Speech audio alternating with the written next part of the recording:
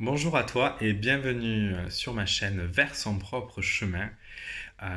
Nous sommes dans la catégorie des vidéos réflexions sur et aujourd'hui je vais t'amener sur une de mes réflexions sur l'énergie féminine yin et l'énergie masculine yang. J'ai commencé à apprendre les cartes avec le tarot de Marseille. Le tarot de Marseille est un tarot archétypal qui repose sur des symboliques et notamment beaucoup de personnages féminins ou masculins et certains considérés comme androgynes également. Et j'ai eu beaucoup de mal au début quand j'étudiais le tarot où on me disait est-ce que tu vois, est-ce que c'est un homme, est-ce que c'est une femme? Du coup, est-ce qu'on va être plus dans la réflexion, dans la passivité, dans l'écoute? Ou est-ce qu'on va être plus dans l'action, l'émission, l'ancrage? Et notamment avec toutes les discussions qu'il y a aujourd'hui autour du sexisme, ça me faisait paraître ce jeu comme un jeu assez sexiste. Et il est peut-être quelque part au fond, mais il ne faut pas oublier qu'il a été créé il y a bien longtemps, où justement il a fallu créer des archétypes pour que chacun puisse le lire et que ça renvoie à quelque chose.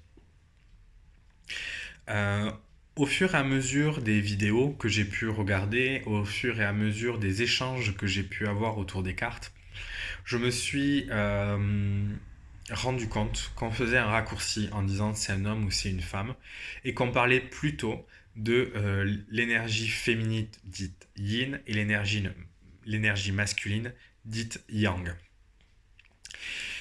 Et donc ce raccourci qu'on dit dans le langage et qui me perturbait un peu, aujourd'hui j'ai appris à essayer de faire attention à ce que je dis parce que c'est très important les mots qu'on emploie selon moi, mais aussi à prendre un peu de recul.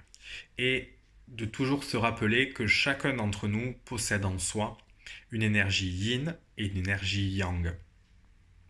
On a les deux forces, les deux énergies qui cohabitent en nous, et c'est qu'en utilisant les deux, ou en étant à un moment plus dans l'une et dans un autre moment plus dans l'autre, en trouvant un équilibre entre ces deux énergies, qu'on va pouvoir construire des projets, avancer dans notre vie de façon constructive. Donc n'oublions jamais qu'on a ces deux énergies en nous et que ce n'est pas parce que on est dit avec une énergie plus yin ou plus yang qu'on est forcément un homme ou une femme. C'est une question d'énergie qui est mise en avant à un moment T. Parce que de toute façon, on passe tous par des énergies plus yin et plus yang à certains moments. Donc je vais m'appuyer sur des cartes du tarot de Marseille et notamment trois couples qui pour moi représentent cette énergie féminine et masculine dans le tarot de Marseille. On va commencer avec le premier couple, la papesse et le pape. Où pour moi, on est dans l'illustration de les énergies yin et yang opposées. On voit deux personnages qui se tournent le dos, où on a une papesse qui est dans l'introspection, la réflexion, qui a un grand savoir interne, mais qui ne va pas forcément le transmettre, ou du moins pas autant que le pape. On va être dans une femme qui a beaucoup d'intuition, qui écoute son instinct, qui écoute sa voix.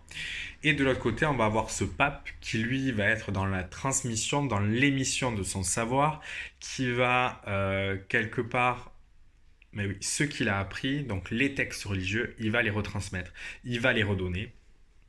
Alors que dans cette énergie de la papesse, on est beaucoup plus dans le savoir en fait qu'on intègre et qu'on capte et qu'on se crée soi-même.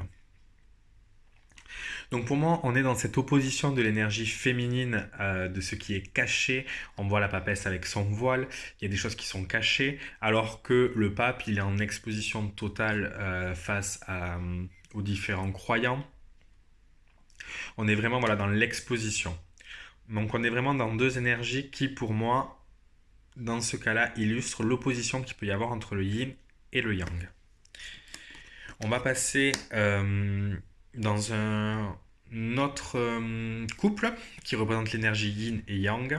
C'est évidemment l'impératrice et l'empereur. Où là, pour moi, on va être dans la rencontre des énergies yin et yang. On voit deux personnages qui se regardent, qui sont face à face.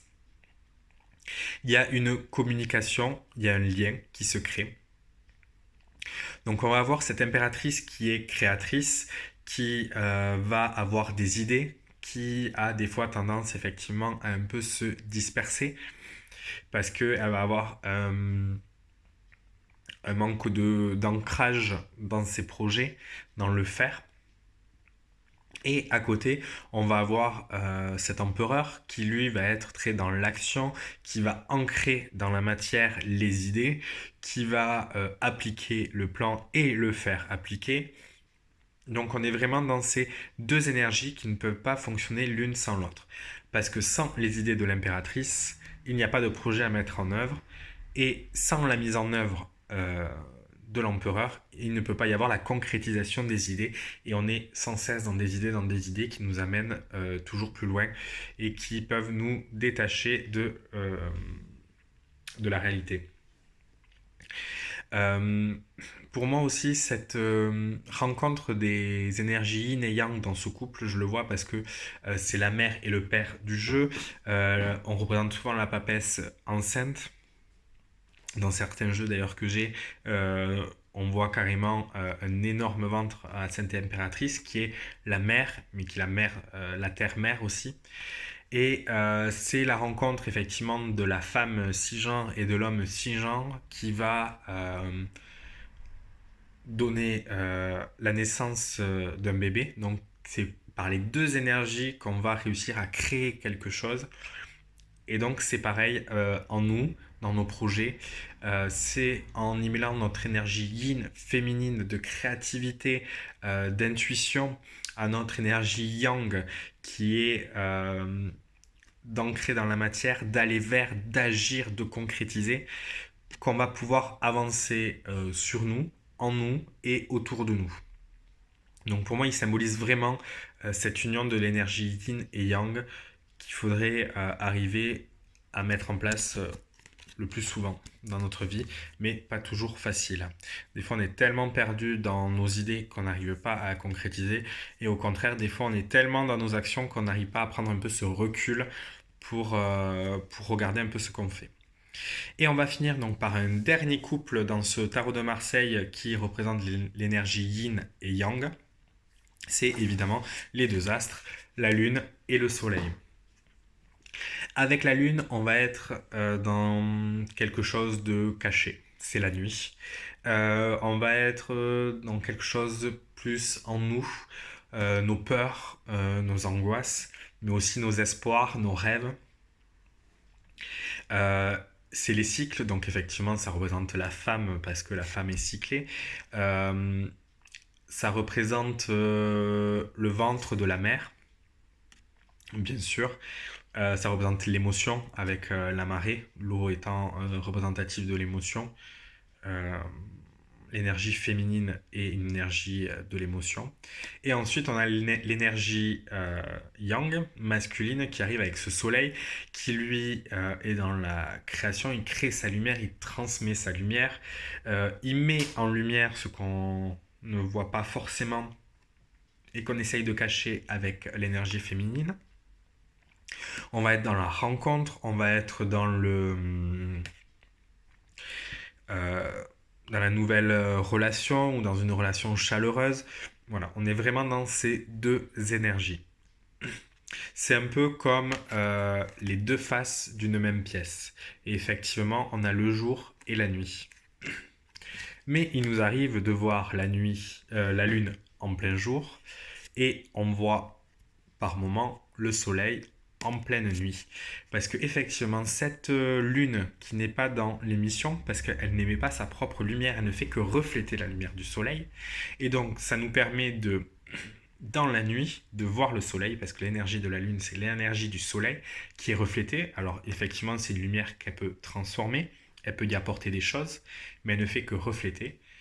Alors que le soleil, lui, va créer. Et donc on est vraiment plus dans la création, dans le faire, dans l'énergie masculine. Et donc, voilà, l'un a besoin de l'autre pour exister et pour être vu. Et c'est ça que j'aime bien, c'est cette complémentarité.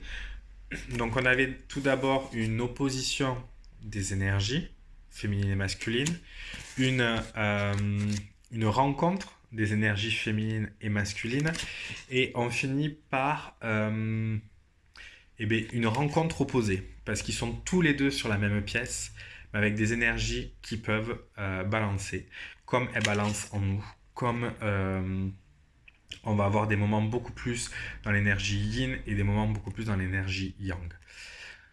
Donc voilà, j'espère que cette petite vidéo t'aura plu de réflexion sur. Euh, N'hésite pas à liker, à partager, à t'abonner à la chaîne et à cocher la petite cloche si tu veux être au courant des nouvelles vidéos qui peuvent arriver. Tu retrouves tous les liens pour me retrouver sur Instagram, par mail, ce que tu veux, en barre d'informations juste un peu plus bas. Et je te dis à très vite pour avancer ensemble vers son propre chemin.